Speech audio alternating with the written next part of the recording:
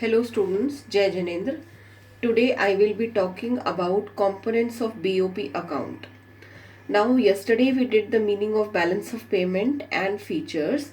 Just to recall, balance of payment records the external transactions of a country with the other word and now today we will be doing components of BOP account. There are two components of BOP account. First is called the current account and second is called the capital account. As already I have told you that whatever transactions our country is making with the other countries, that is recorded in BOP account as credit entries and debit entries. Credit is all inflows and debit is all outflows. Now today our discussion will be restricted to only current account. Capital account I will take up tomorrow. If we talk about the current account, then all the external transactions which do not affect the asset and liability position of the country goes into current account. For example, export.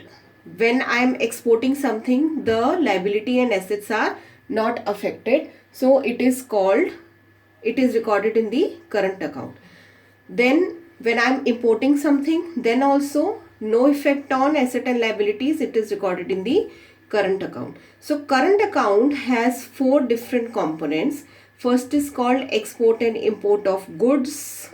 Second is export and import of services. Third is unilateral transfers like gifts, grants, donations, etc. And fourth is investment income, which is called the capital receipts and capital payments. Now exports. Export means I am receiving. There is an inflow of foreign exchange. So export will be recorded on the credit side.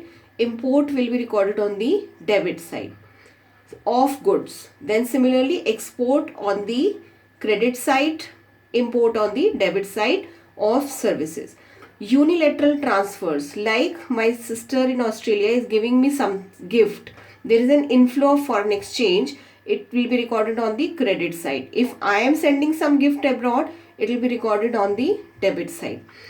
And the fourth component is the capital receipts and capital payments. So what do we actually record on the capital receipts and capital payments is like kind of a machinery and all. Okay. Then next thing which is important here is to understand the key term which is called visible trade. Whenever I am dealing with only goods, export and import of goods only, it is called visible trade. Services are also called invisibles. So invisible trade means I am referring to export and import of services. Next thing which is important for you to understand is that current account has a component called balance of trade. Now what is balance of trade? Balance of trade refers to the difference between export of goods and import of goods. Please note that BOT is based only upon the import and export of goods and not the services. Then another thing is that when is this balance of trade in surplus or in deficit? Whenever export side is greater than import, we have a surplus in balance of trade account, or we say balance of trade account is favorable.